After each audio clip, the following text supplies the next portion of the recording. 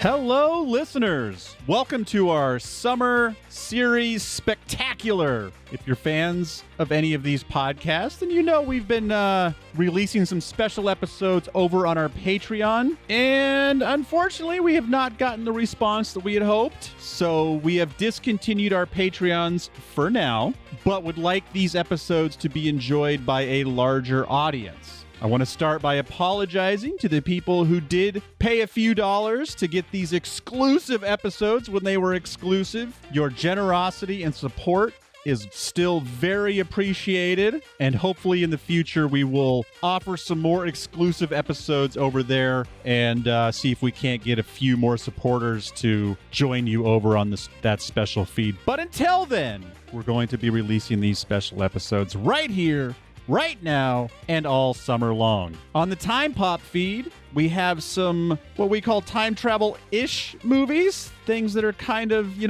maybe time-altering, mind-bending, reality fuckery kinds of movies that I think you will enjoy on this main feed, even if they don't fall directly into our time travel purview. I may or may not have used that word properly. Whatever. For our Thank the Light audience, because there's only so much Wheel of Time content out there. Over there on the Patreon, we were experimenting with some other fantasy movies. So hopefully you're just a fan of Justin, Jeremy, and Desmond talking about stuff. So we're going to have some fantasy film discussions on the Thank the Light feed. And on the Movies Are Us feed, apologies. We're going to take a little bit of a break from official Movies Are Us releases just because we got really busy. We knew this summer was going to be a little bit busy. We were doing our best to get caught up, and Desmond is moving. Justin is probably going to be moving, and Jeremy doesn't want to do the podcast by himself. So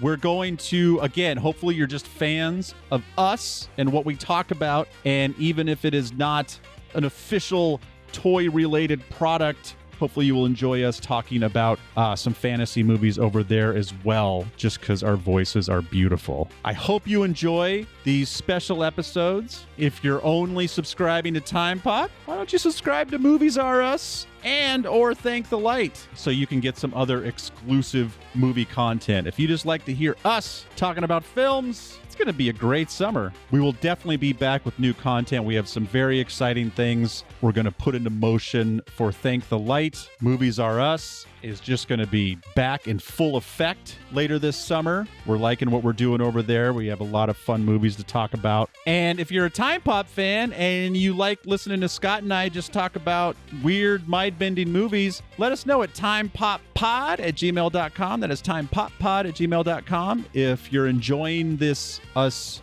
expanding our definition of time pop movies, and we may put more of these types of movies on this feed in the future. If you're a Movies Are Us fan, just let us know when we get back to our official Movies Are Us. Let us know some movies you want us to move to the top of our list. That is moviesruspod@gmail.com. That is moviesruspod@gmail.com. And if you're a Thank the Light fan, Wheel of Time fan, as you know, the show is getting put off. So we're trying to figure out the best way to discuss the books. Again, we've got some exciting things that we're going to do there to try to hype up those book discussions as we wait for more Wheel of Time episodes to get back to Amazon Prime.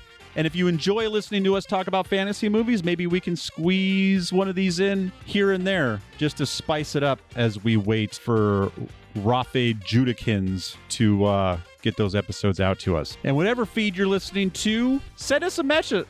Let us know what you like, what you don't like, because these shows are nothing without you. So if, we're not going to listen to all your suggestions, but if you want to sheepdog us in a direction that makes us more fun to listen to and maybe bring more people into the fold, we would love to hear from you. thankthelight@gmail.com, timepoppod@gmail.com, moviesruspod@gmail.com. That is movies, the letter R, us, pod @gmail.com. Enjoy.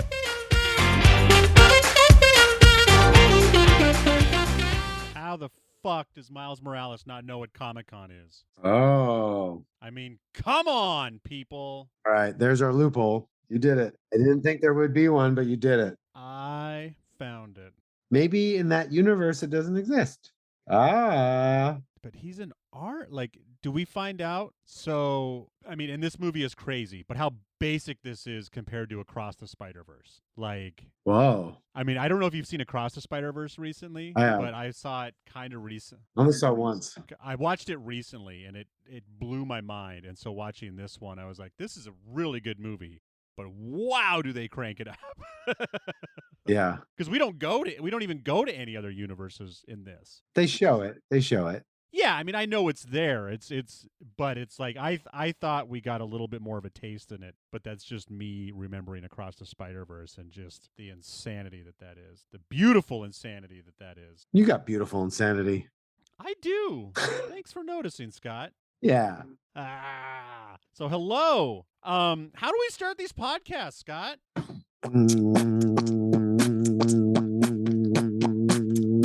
Distorted reality.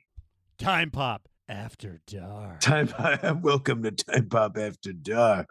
What are you wearing today, Desmond? Oh, I'm just nothing but a dickie. Just enough for it to look that like could be interpreted so many weird ways. Everyone out there, you decide where my dickie begins and where Scott's ascot ends. Hey.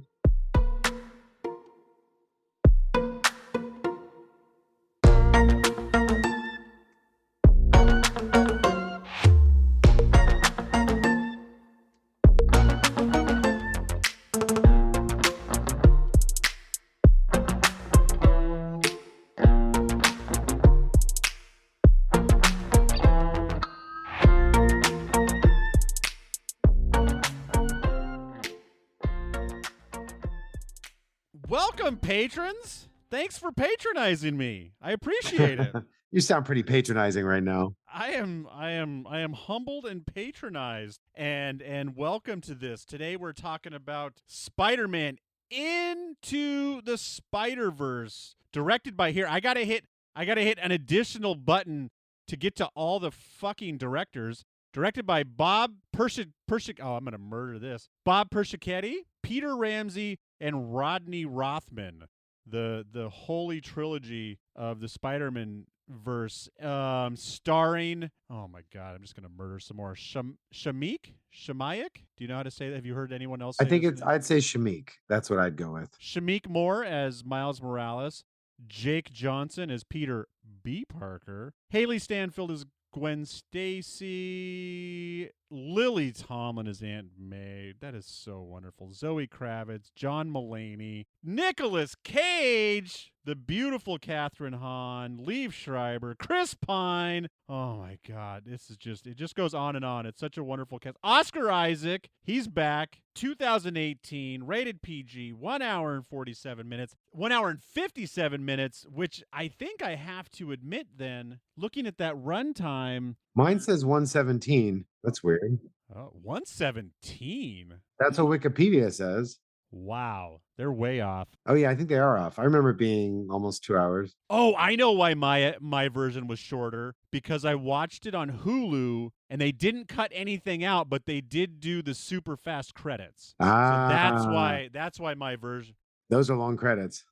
Yeah, and they hit the fast forward button. So good. I think I watched this recently. I can't believe this film. This is such a good freaking film. This is like, I don't like to use the word like perfect film. For Back to the Future, I use it. This is like a perfect film. This is up there in the echelon for me. There are I know people that like best Spider-Man film ever. Absolutely. Yeah. It's like arguable, like one of the best superhero films. It is so fucking well done. I will argue. The only reason I will argue is because I have more recognizable faces to go off of. The most recent live action Spider-Man. Just because, like I said, seeing Tobey Maguire and yeah, I hear you. And all of them, like I love all these characters. They're great, but like I don't know Steve Spiderman lore that much. So there's just less of me to hold on. Like, this is such a great movie, but there's less touchstones for me to be like, oh him, oh her. I mean, I don't either. I didn't. This was after I stopped collecting. What I do recognize, I do know about Spider-Ham, Peter Porker's Spider-Ham, which was a real thing. God, that is crazy. I do know about that, but like, The others I didn't know, but this film is so fucking creative. From the opening sequence, they start glitching out. The style, man, the animated style, the music, it's oh god, it's so good. I It's can't so believe good. but it's so good it makes me angry at something. It's one of those films that's so good it makes me angry that I didn't do it. Not that I have any of the vision they have is like the fact how they envisioned it and made it happen. It's just, oh, it's so good. There are way Yeah. more ways to fuck this movie up than to make it. If this movie was kind of good, it would be forgivable. But Yeah. it's so fucking good. Being someone who's a lover of comics from a young age too, they really like they even bring the style of that like kind of like what do you call it? Not dot matrix, but like the dotted style of when you zoom in like the Lichtenstein paintings of like old comic books. They go into that. They bring in like the panels and the thought patterns and like just really they really get it. They really get it. It's, Was this movie originally released in 3D? I don't think so. I don't remember. That's a good question. Every once in a while, there's weird, like I just saw one. I have it on in the background as usual. Like there's like a hand in the foreground that has that green. And I don't know. I mean, stylistically, I know they're using a lot of colors, but it has that like if I had my 3D glasses on, I feel like that hand would be coming out to me. Oh yeah, it is. You're right. It is. It is? I Okay. think I saw it in 3D. I believe I saw it like, man, I think I saw this in like 3D IMAX, and that's Oh, man, you get a chance that you go treat yourself. This is a visual show. This is a visual orgasm. They said it was originally shot a 3D animated film, not 2D. The majority, it was created with 3D models and 3D software. Oh, okay. wait, let me make sure. Can I watch it in 3D? Oh no, okay. It was shot 3D. All right, I'm doing research live. This is not a fun thing. Why don't you guys listen to me research stuff? So speaking of me like holding on to stuff, so is Chris Pine Tobey Maguire? What? Chris Pine is our Tobey Maguire bat. Like they show him stopping the train like Tobey Maguire does. Chris Pine? Yeah, Chris Pine in this movie. Chris Pine in this movie? Yeah, you know he does a voice in this movie, right? You know he's Peter Parker, right? No, whose voice is Chris Pine? The first Peter Parker, the one that dies, Oh, he was? Okay, cool. isn't it? No, maybe you're right. I'm terrible at this game, so Yeah, I don't know who that first voice was. yeah, Chris Pine. Okay. So that's Tobey Maguire, right? Who's Tobey Maguire? Chris Pine. Oh, the cat. Yeah, I see what you're saying. Because they show him stopping. Right. Yeah. I would take it that way. Yeah. They show him doing the dance. They show him doing the. He wasn't blonde, but yeah, I would take it that way. But either way, like they're playing it. Yeah. Like he's our Tobey Maguire. And they're ending that. That's not the real one. Yeah. And then is Peter B. Parker? Is Jake Johnson? Is that what's his name? I mean, they kind of changed that whole storyline with the newer one. Did they change that one too much? Andrew Garfield. That's more the tradition. Yeah, Spider-Man. Okay. Although it's still his. Yeah. Because it's his. He's the traditional one in the comic book. He married MJ eventually. Amazing Spider-Man. Yeah. And then Tom Holland, I don't think is represented. No, I don't think so. In this one. And I know they're taking some liberties, but like they really like with with Chris Pine, like they totally went through the first 3 Spider-Man movies. Oh yeah. They made fun of the dancing sequence, which is like I hated. Yeah, and they even did the upside down kiss and all that. I had someone explain that to me really well. He's like, Peter Parker is a fucking nerd. Yeah. So this is what he thinks cool is. And I was like, yeah, I guess so. Like it's terrible. Original Peter Parker was super nerdy, and they've had to cool him up a little bit over the years. And also, right, Aunt May used to be pretty helpless, like Alfred Pennyworth. And then over the years, they've had to change the line to make them a little more tough and not just have the frail old lady or the frail butler. Now, like the new Alfred is like a trained like version of a British Marine, I guess. Like it's oh, the times I love, I'm a nerd. I love analyzing times and decades through the comics and how what can pass, what can't, what's okay, and what's not. Yeah. It's a big reflection of us as a culture, clearly. Big time. It is like, yeah, you can track politics. Yeah. Big time. So, by the way, this film, you could argue, is also time travel. This is what when interdimensional stuff is not always time travel, but when you have someone in another dimension where it's the 1930s and they come to this where it's the 2020s, that's time travel. Someone mentions it, right? I think Spider-Girl. Oh, yeah, someone did mention it. Says something about time travel, well, sorta, and they gloss over it real. Oh, Gwenda, said she was blown into last week, and I don't know if that's just a euphemism of like, I got blown into another universe, so it's kind of weird.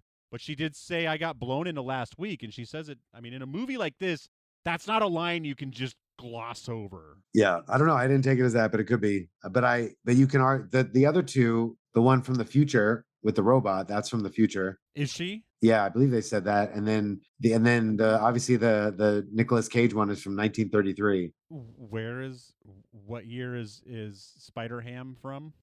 I think it's the same year. It's a real comic. So I assume I never heard of Spider-Man Noir, but I'm sure that exists. Hey, speaking of which, quick shout out to Brendan again. Thank you so much for the Back to the Future email, and just because he mentioned John Mulaney in his most recent email, he's like, here's a great John Mulaney bit talking about Back to the Future, which I have not listened to as of this moment. Brendan, I apologize. I have seen that. It is. I love John Mulaney, and I look forward to listening. That's to great. It. John Mulaney's thing on Back to the Future is pretty great. Yeah, I concur. That's awesome. I could do a solid 15 on that. Oh, that's awesome. It's a movie. If there's an earthquake in Brooklyn, like New York is shutting down, right? Yeah. Like earthquake. Well, like a volcano could go off in Brooklyn with less fanfare. Whatever's going on in that room where the device is, yeah, it seems like that's mostly contained to the room, although the city gets like overtaken and changed. But they keep saying, if you listen to the news reports in the background, they keep saying like, oh, and like they don't really say it out. Well, they at one point I think they say like, oh, did you feel that earthquake last night? Yeah. But it's shaking the whole city, right, from that one building. They're calling them earthquakes, and that's like a tornado hitting Berkeley. Yeah. No, there's not a lot of earthquakes in Brooklyn. Yeah, you're right. They're pretty nonchalant. Yeah. I like that you're trying to find holes in this. I can't find holes. It's so good. There's very little holes. I think you've mentioned the only two now that I can think of. Well, the fact that they mention it is good enough, like, because it is weird that they're not freaking out more that there's earthquakes, but they're laying the groundwork that there's some shit going on in the city. Like, because, yeah, we know that's not normal. This is a city that Spider-Man's been a hero of, and all these villains, they're used to like buildings being toppled and fights and super villains. They're used to all kinds of wacky shit. And listen, he's going to say, you have 24 hours. Can I just tell you how happy I am that I love Jake Johnson so much. Kills it. So good. He's one of those guys that's just so great, and it's obvious he has a great voice, and it never would have occurred to me before seeing this that he should be doing more animation. Like, you have a beautiful face too, Jake. I'm not saying you have a face for radio, but you have a voice for animation without a doubt, and I hope we get a lot more of you. Right. They could have went with the Always Sunny in Philadelphia guy. Otherwise, have they been in a movie together? They better have. Oh my God. Mr. Scratchy Voices meets Scratchy Voice. Just too short. Or Christian Slater in the film too while you're at it. Yeah, you got to have more people out there. It can't be Will Arnett in every animated film. And Chris Pratt. It can't be the only ones. Chris Pratt and Will Arnett are not the only two. And Will has just reminded me of Will Arnett and Alec Baldwin in 30 Rock. You guys could have a talking like this contest. Oh, it's so good. This film is so good. It's so good. Definitely up there with top multiverse films. You know, they don't get too much into the science of it. They just show that there's a million different universes where things happen, and how just like Everything Everywhere at All at Once, it can border on ridiculous. Some of these universes are black and white. What is Green Goblin doing at the beginning? He's doing, when he kills Chris Pine Parker, he's doing some kind of a bidding for Doc Ock and Kingpin. I don't think Doc Ock's not in that first. It's just he's working for Kingpin. No, but he's working for them though, right? For Kingpin, yeah. And he's all super yoked up in a giant, maybe that's the more modern Green Goblin. I don't know. I only know the classic. He was a monster. That was not a dude in a suit. No, I know. It was Green Goblin, but I don't know if like what they did to him or what kind of modern day Green Goblin it is. My only curiosity is, like, they were already, like, Spider-Man was trying to shut down, because when I first watched it, I was like, oh, they're just having a fight just so we can get some action. And then I realized that Green Goblin is already chasing Spider-Man away from the Collider. And then, so they fight blah, blah, blah. They turn on Kingpin and Doc Ock. I can't remember what her not Doc Ock name is. Catherine Hahn. Turn on the collider. And then the reason why the Spider-Man get sucked in, this is another thing I didn't realize until I was just watching it before we started recording. I was rewatching it again. It's because Spider-Man Peter Parker gets shoved into the collider. Yes. That's why the other ones get summoned. Yeah. And so that's what sends out the beacon or whatever to somehow suck in more Spider-Man. Yeah. Weird. So it says, why does Green Goblin look different in the Spider-Verse? Because this is based on the Ultimate version in the 1610 universe, which is the home universe of Miles Morales. And the death of Ultimate Peter Parker are partial inspiration. So again, even in the comics, they've got these altered realities in different universes. Yeah. They said instead of making him Hulk size, though, they made him King Kong sized in this one. Just to make it more menacing. Well, because fucking Kingpin is the side of a house anyway, so if he's going to have a henchman, it's got...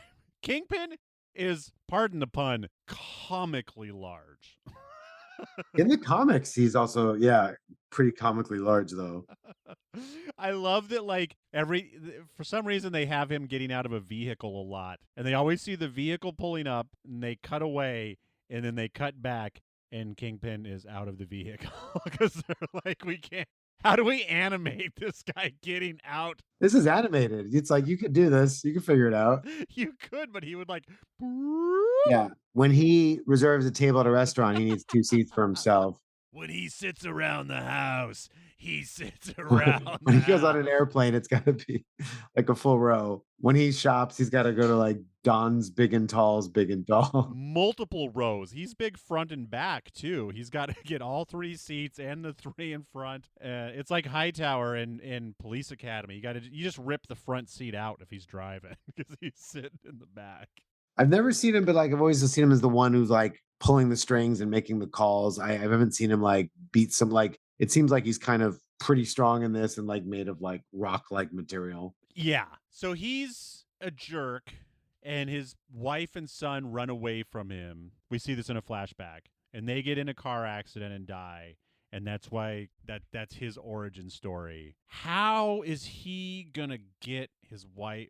What's his plan to summon his wife and son from a different universe? They walk down to that moment, I think, to bring them back and then, not do that moment is the thought. And then, of course, that ends up repeating. What moment? The one where he's like beating up Spider-Man. They see him almost killing Spider-Man and they're like, who are you? And, they don't realize they probably think he's a businessman. Okay. And they see him as a murderer and then they walk out and then they get in a car accident. So he's trying to bring back a different version where like he can change that. But how? Like, if the Spider-Man were summoned because a Spider-Man went into the machine, what was he going to put in the machine to pull his wife out? Yeah, I don't know if they were like looking for it or if he has to go in. I'm not sure. It ends up happening in the end, right? They sort of. Second, yeah. I think it's just because like everything just gets. Oh, because like they're coming together. Everything starts to collide as it were. Man, it's so funny how multiverse is all over the place. When this movie first came out, we weren't over multiversed yet. Yeah, well, and it's like, like that Bodies show. I've been seeing ads for that Bodies show, or not ads, but like, when I turn on Netflix, like, hey, check out Bodies coming soon. Hey, check out Bodies coming. No idea it was time travel. Like 5 years ago, that would have been like this is a time travel show, and now it's just like it's a show. Now it's like, what isn't?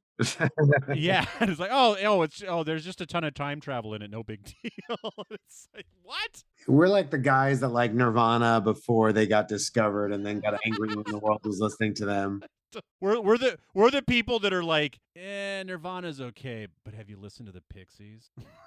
Like, yeah. I mean, at the same time, we're so excited that there's more time travel films, but then it's like, it's not special. It's just everywhere. Now multiverse is also everywhere. And it's just like, now it's an easy like story plot. I think though, I think multiverse is going to get, I feel like it's going to get a little bit more somehow time travel movies have not gotten repetitive. Like every time someone makes a time travel movie, it's like that device and style of time travel is like trademarked. But they do copy all the time travel films. Most of them, and you've seen most of them, do go into the same tropes, right? If I did an average time travel film, we discover some device and they accidentally or on purpose go back in time and then, how can we use this to help ourselves?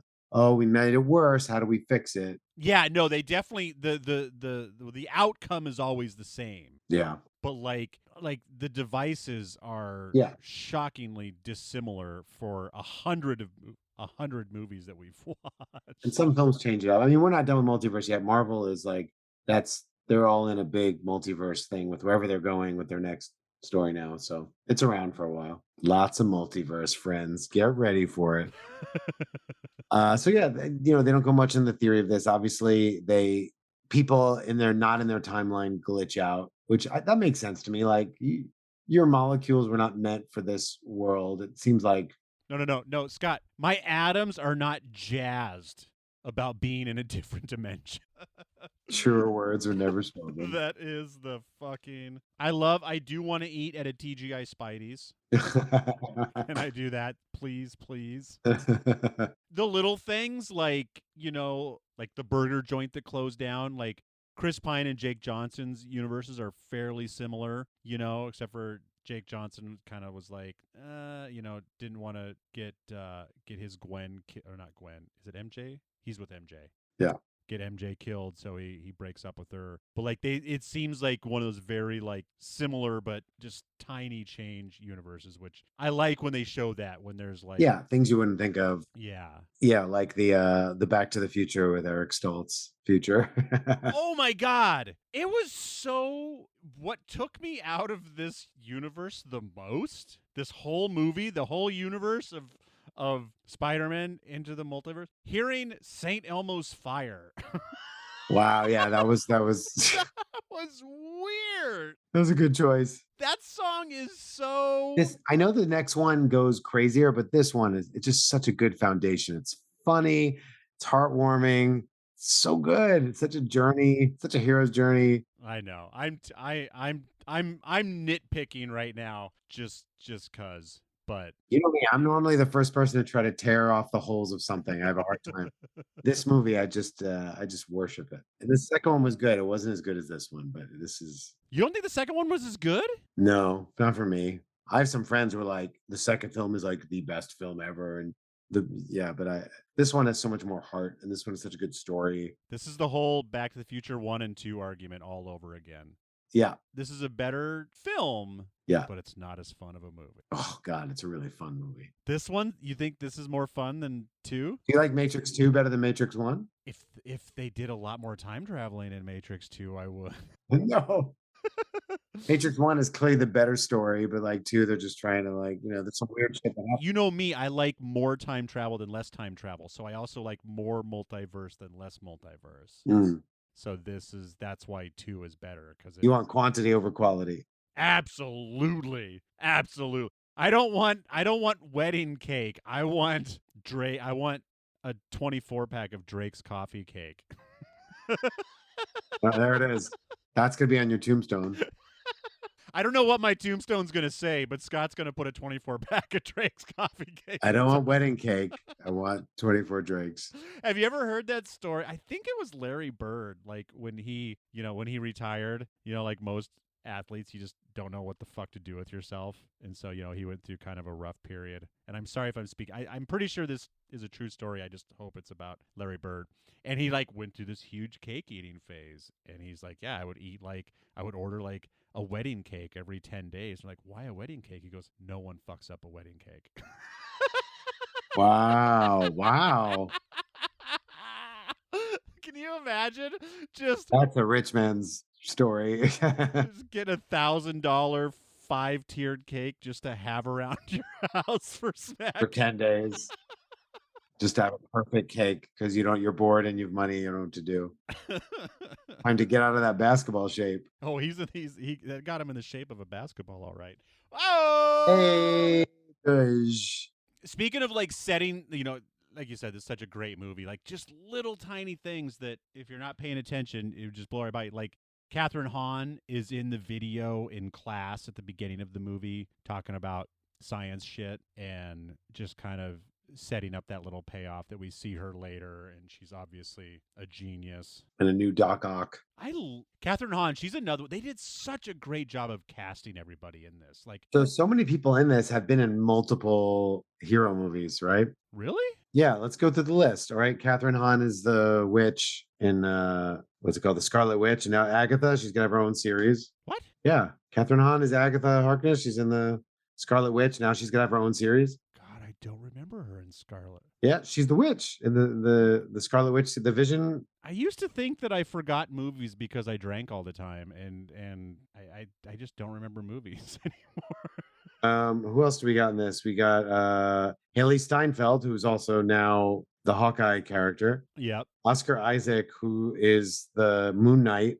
Oh no. I thought we had another two-timer, but now we have a crossover. We have Oscar Isaac Time Pop and Oscar Isaac Time Pop After Dark. Right. Nicolas Cage is also Ghost Rider. Oh yeah. And was also Superman technically for a hot second. He was Superman in the Flash movie. Mahershala Ali is going to be the new Blade, also in the Marvel Universe. Wow. Liv Schreiber is Sabretooth in the Wolverine flicks. That's right. I got nothing for John Mulaney and Lily Tomlin. Lily Tomlin. Oh, she's the Incredible Shrinking Woman. That's a superhero. That's a super move, right? Yeah. Okay. Yeah. Yeah. We'll do it. But anyway, this film is chock full of a whole lot of stuff. Invisible Spidey? Is that something you ever came across? No, but I didn't read this book of the Miles Morales stuff. I was out of comics by then. Oh, that's right. That's right. Has Spider-Man been rebooted more than he's been rebooted more than Superman at this point. I don't know. There's so many alternate versions. I mean, everyone's been rebooted a lot. Superman's had a lot of weird stuff and different Supermans and Superboys and alternates. When he died, there was these other Supermen, and there's all kinds of weird stuff. And so, now it's just crazy. And there's tons of different Batmans. There's like Batman 2099 or whatever. There's like Dark Knight Batman. There's a lot of weird stuff there. So, but Spider-Man's up there. I mean, he's a classic. For me, he's like a top tier superhero. He's one of the best. Yeah, why do you think they went? Because so many other superheroes have rebooted, and they're just like, oh, we're gonna redo Superman, no big deal. When did they decide to do multiverse with Spider-Man? Were you around at all still, or was that even late after you stopped reading? When comic books started, like, we can just do another story that's not canon, and it can be not that, but then mix them. But then they're like, okay, we have these three Spider-Men. Why don't we put them in? Why don't we have them meet each other? Yeah, I don't know when the comics that started. But there was a trend at some point of like future Batman, future Spider-Man, or like this other version. I mean, for me, I think that goes back to the Dark Knight. They did an alternate version of a Batman in the future that wasn't canon, and people like, oh, we could do that. Oh, you mean we can just draw whatever we want? We can just make a story, and it doesn't have to matter. Like that's just still a revolutionary that like. Everyone's so into like this is their past and this is what happened. It's what they do. Yeah. But then you get this feeling now that like nothing means anything. If you could just reboot and there's different universes, like it's not like a strong story in history that's attached to, you know. And every comics are just going to reboot every 10 years. No one fucked it up more than Star Wars. Hey, all those books that you've based your lore on for the last 30 years? Oh, yeah. Nah. Yeah. There's a whole series of books that they published that aren't canon. And it's like at one point it was. They have comic books. There were Star Wars comic books, right? Those weren't canon. Oh my God. Marvel, Star Wars, yeah. So do you think Star Wars will ever go time travel or multiverse? Like they'll have to eventually. At least they'll have to go into time travel eventually. I mean, good that they've been able to avoid it. I don't know. I mean, do you think that's like the same? It's like, you know what? That's a Star Trek thing. Like the one, I don't know. I just feel like that Star Wars will do what Spider-Man did. Like they'll just have so many storylines at some point. They're just like, well, we need these two characters to meet each other. And the only way these two characters can meet each other is with time travel or multiverse. And killed too. Like eventually, hopefully Star Wars will have the balls to kill somebody. And then even after that character's dead, they'll be like, well, we kind of want to do another blah, blah, blah movie. It's like, oh, get your space DeLorean all fired up. Oh, they kill people. Obi-Wan. All right, Scott. Yeah. I'm sorry. Uh-oh. I'm sorry to talk like this on our podcast. I know we I've cranked it up to rated R a little bit. I try to keep it PG-13, but we definitely go up to rated R. But I'm about ready to go. I'm going for the top rope here. Wow. My new favorite slur: hard-boiled turtle slapper. Yeah. Yeah, that's You gotta love the old-timey talk. It's great when it gets down so much worse than it is. It does. Like, yeah, I feel like there's a story there where it's like I probably did just say something horrifically racist, and I just don't know. Did that guy? I'm gonna get canceled for saying turtle slapper. You turtle slapper. Do you think that was written, or do you think that's Nicolas Cage just being like, I think it was written. I got this. I don't think he came up with that. I do want to see him play an old gangster now, though. I do want to see him in a 1920s like Bonnie and Clyde reboot. I mean, the new Nicolas Cage now, he's such a character of himself. But it's kind of great. Everything he's doing is right in that wheelhouse. Did you see the movie where he plays himself? Have you seen that yet? No, I hear it's great. Oh, it's so fucking great. It's just so great. If you were going to do a multiverse top 5 films, do you know what those are? Oh no. I mean, have I seen more than 5 multiverse? Name 5 multiverse movies that I've seen. Well, you could argue like Endgames and stuff talks about parallel universes. Doctor Strange, the Multiverse of Madness, the other Spider-Man action one. Well, Everything Everywhere All at Once. This. I guess I'm just thinking of Marvel as one thing, but obviously it's not. So yeah. I mean, Everything Everywhere All at Once is really good just because like that's just all that movie is. Yeah. It's not, it's not a Marvel universe that they decided to tie in a knot. It's not old Spider-Man comics that they kind of decided to bring to life. Like, it's just this crazy story. Like I said, I think just off the top of my head, I got to go with, is it No Way Home? The Spider-Man? Oh, yeah. The live action. Like, and that's just because just kind of like the Marvel universe, like I've seen all those movies. I know all those characters. So to see everything get, bring back old Doc Ock, the fact that they didn't bring back either of the Green Goblin. Oh yeah, they did. Yeah, we'll be doing that one soon. There really is. And multiverse ties into time travel when they talk about the theories of like every decision makes another branch. And, that's how you travel. You can't change your timeline. You go to another branches, but all these branches of every decision is the multiverse, or different timelines, I guess. I do wish that came up more in Multiverse. The fact that you're not really time traveling, but you are. Well, I guess they did.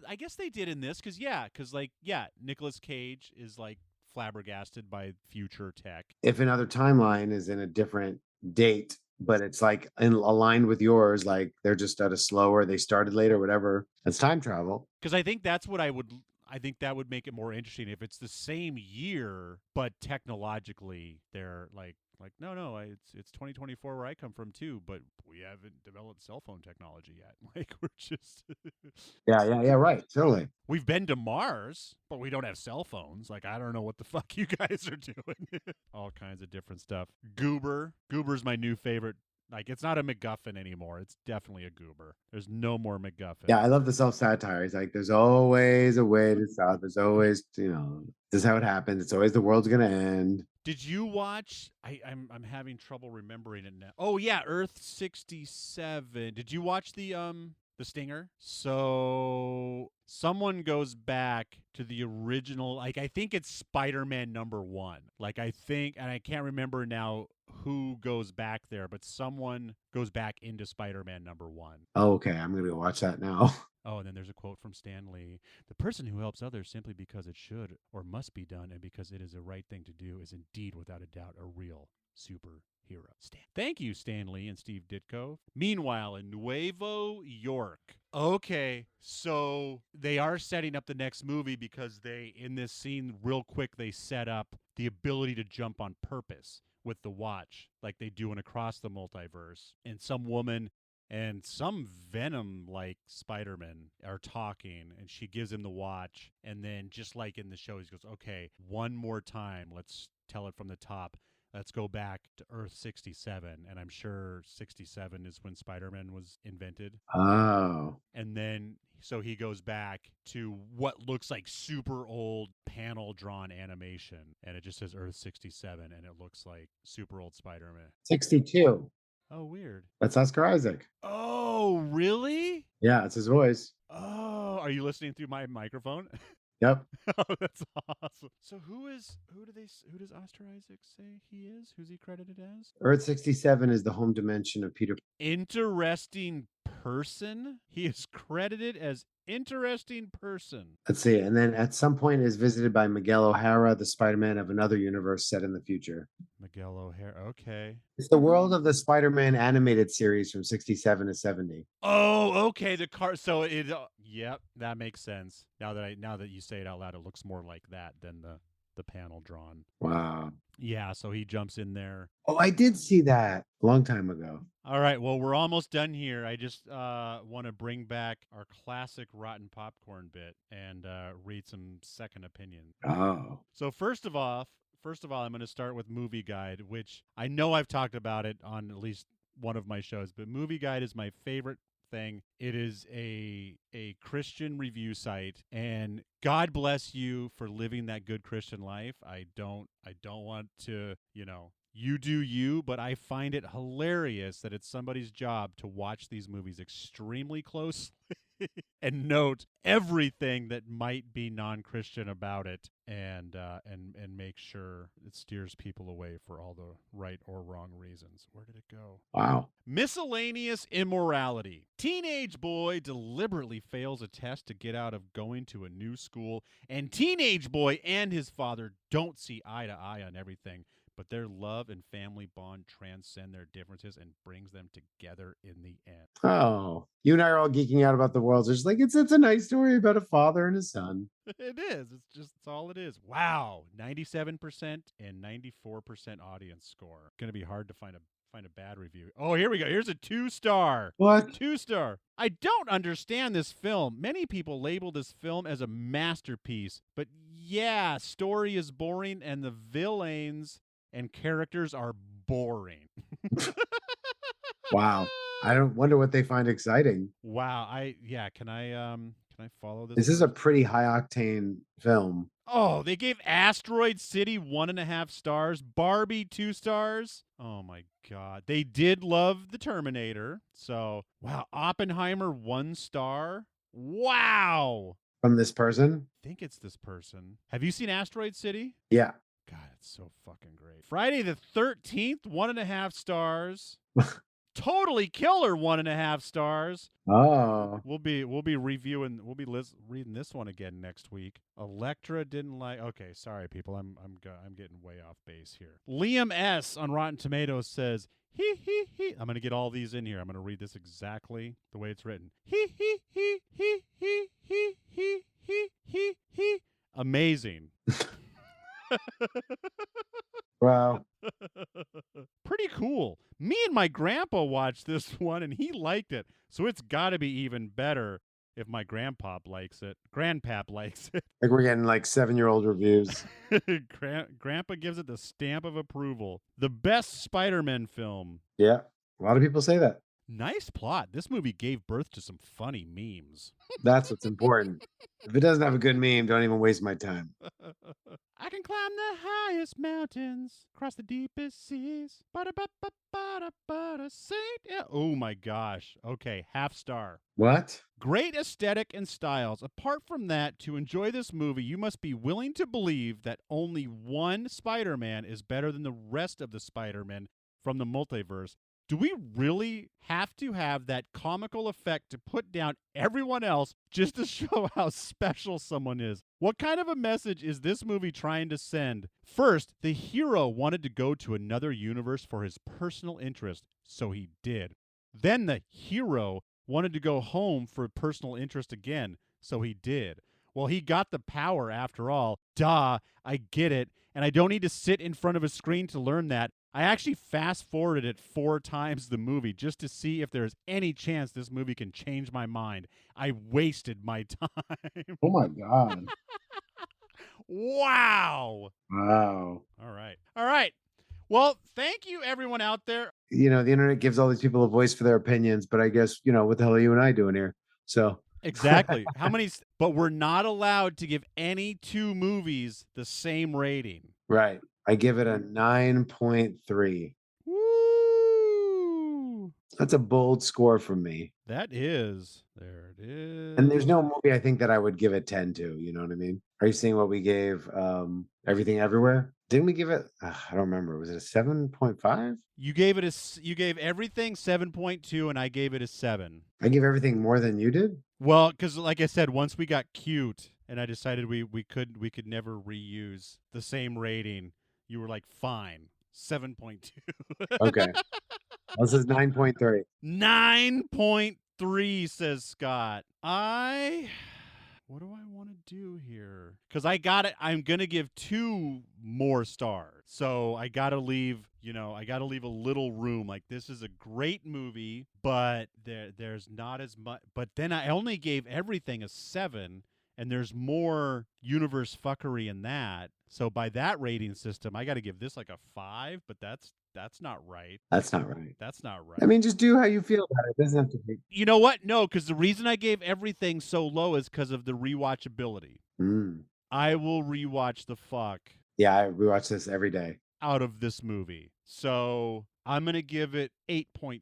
For rewatchability, this film and Lego Batman have a high rewatchability factor for me and my kids.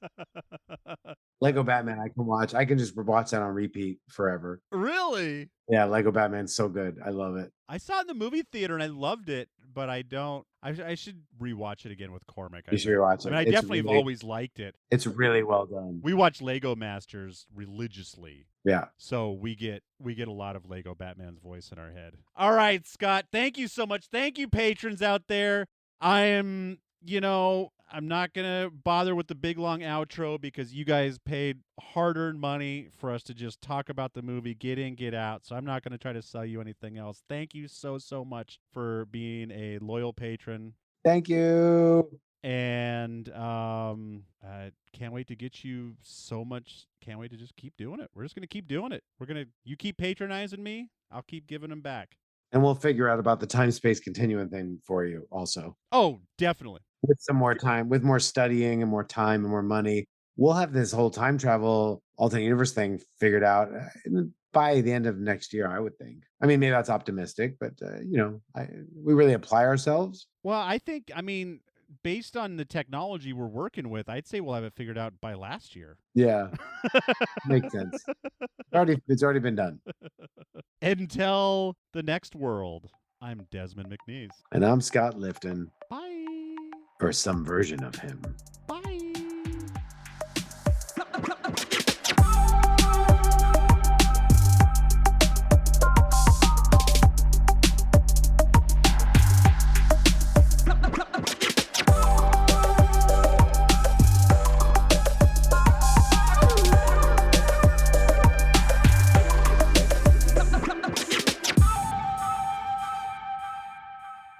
Mixed and edited by Desmond McNeese for We Mixed It LLC. Go to whatsoundsawesome.com. Hey everyone, I just cut all this silence out so you don't know that I'm staring at my TV hitting the fast forward button. Come on.